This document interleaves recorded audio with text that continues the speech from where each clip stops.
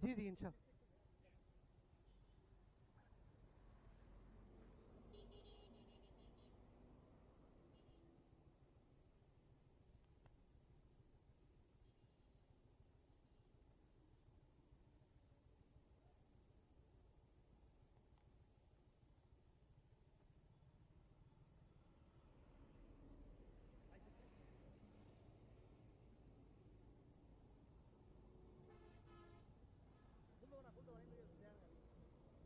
Thank you.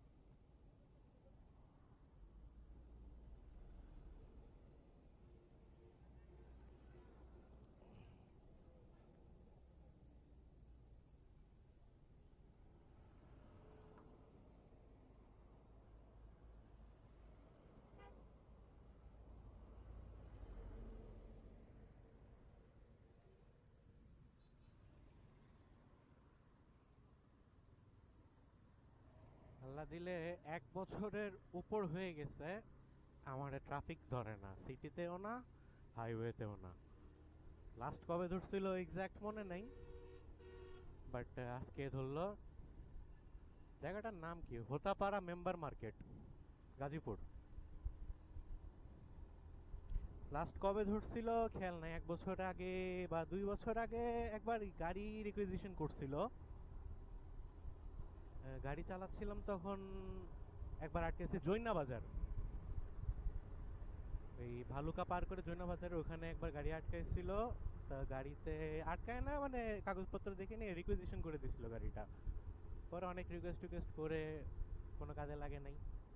অন্যান্য বিভিন্ন জায়গায় ফোন টোন দিলাম অনেকের কাছে, বলে পরে আরেকটা এসপি সাহেবের কাছে কথা বলে তার রেফারেন্সে আর কি অনেক রিকোয়েস্ট করে, কারণ গাড়ি রিকুইজিশনের কাগজটা ছাড়াইছিলাম, বলছি যে ভাই আমার তো এটা পার্সোনাল গাড়ি, নোয়া গাড়ি ছিল কিন্তু তারপরও নোয়া আর হাইএস এই দুইটা তারা ধরতেছিল।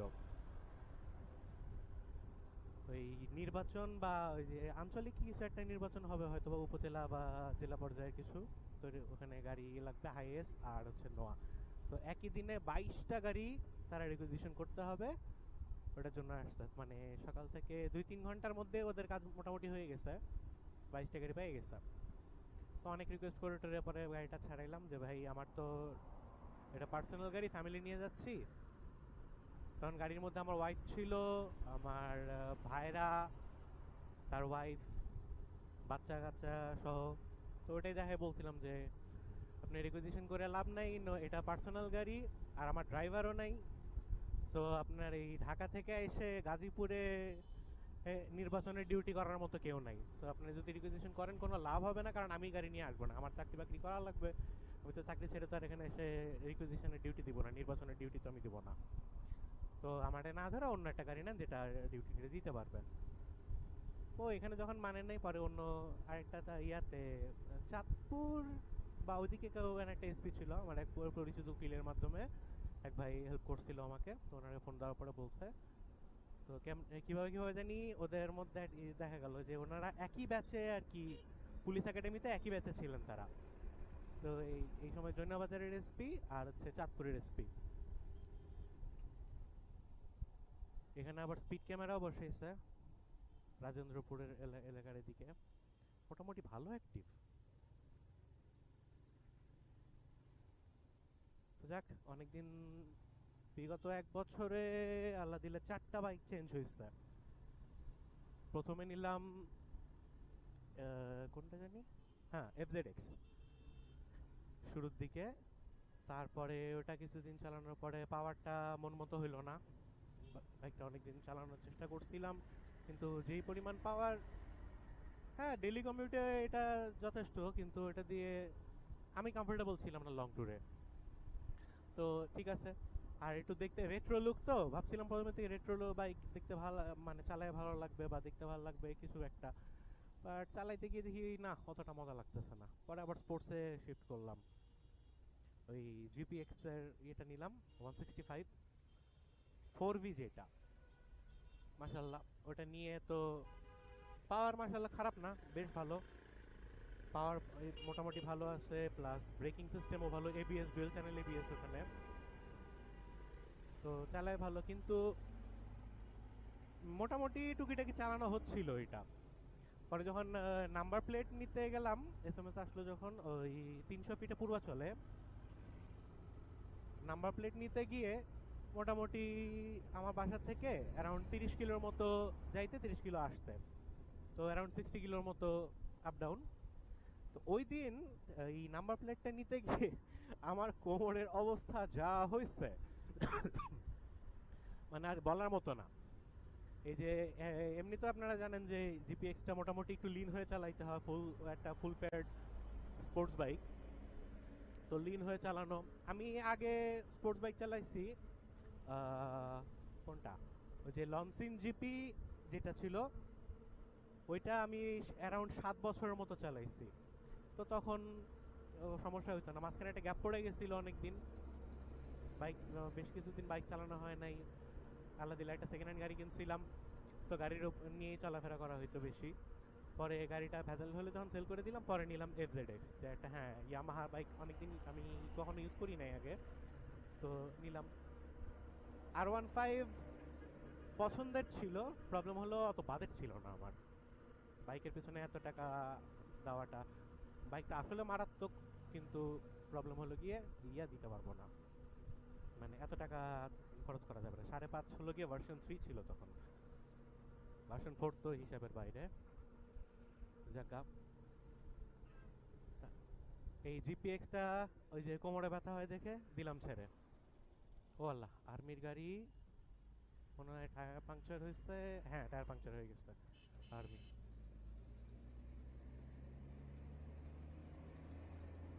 আর্মির গাড়ি টায়ার পাংচার, বাহ আজকে ঘটনা তো ভালোই দেখে, ঘটনা বহুল দিন।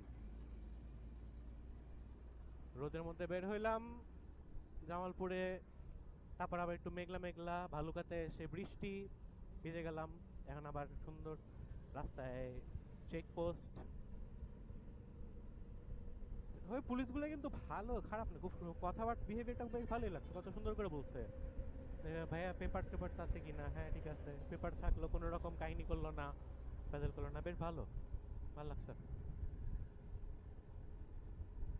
এদিকের পুলিশগুলো মোটামুটি আমার 2বার ওনাদেরকে ফেস করছি, গাড়িতে একবার বাইকে একবার, কিন্তু ওনাদের বিহেভিয়ার আসলে খুব ভালো লাগছে আমার কাছে। যদিও খারাপের পাল্লায়ও পড়ছিলাম, সেটা বহু আগে ভার্সিটিতে থাকাকালীন। তারপরে যখন জবে ঢুকলাম, জবে থাকাকালীনও বেশ, যে সংসদ ভবনের সামনে যে চেক পোস্টটা ছিল আগে, তো ওখানে ধরে অনেক হয়রানি করতো, একবার তো রেকারও দিয়ে দিছিল। অবশ্য ওটা আমার দোষ ছিল, তখন ছিল না, মানে কি জানি একটা ধারা ছিল, বাইক বের হইতে পারবে না, নির্বাচন বা কোনো একটা কিছুর কারণে, যে বাইক অমুক দিনে বাইক বের হইতে পারবে না 3-4 দিন। তো আমার তো ওইদিকে যাওয়ার ব্যবস্থা নাই, বাসা থেকে অফিসে যেতে হলে আমার বাইকেই যেতে হবে, আর খবর টবর তো খুব একটা দেখা হইতো না, আর বিটিভির খবর কে দেখে তো খবরও জানি না দেশের কি অবস্থা চলতেছিল, তো জানতাম না। তখন আবার শুনলাম যে না আছে, মোটরসাইকেল চলা নিষিদ্ধ ছিল তখন, তো আটকাই দিছে, ডাম্পিং এ দিয়ে দিছিল। 3 দিন পরে 3,000 টাকা দিয়ে, 3 দিন নাকি 4 দিন লাগছিল কিনি, তারপরে আর কি ডাম্পিং থেকে টাকাটা মানে গাড়িটা নিয়ে আসছিলাম। তো যাক, আজকে এক্সপিরিয়েন্সটা বেশ মোটামুটি ভালো। ও যেটা বলতেছিলাম, 4টা বাইক তো, এফজেডএক্স নিলাম বছরের শুরুতে, তারপরে নিলাম জিপিএক্স, ওটা বেশি দিন চালাই নাই, অ্যারাউন্ড 400 কিলোর মতো চালায় ওটা ছেড়ে দিলাম, যে কোমরে কুলায় না, পারবো না। তারপরে নিলাম যে হন্ডা হর্নেট 2.0, হর্নেট দিয়ে একবার জামালপুরে আসছিলাম, পাওয়ার মোটামুটি খারাপ না, ভালোই আছে। যদিও আমি পুরো পাওয়ারটা ইউজ করি নাই, আমি হাইওয়েতে 60-70 ম্যাক্সিমাম, একবার মনে হয় ফাঁকা রাস্তায় গিয়ে 80 পর্যন্ত উঠেছিলাম, এর বেশি দরকার নাই।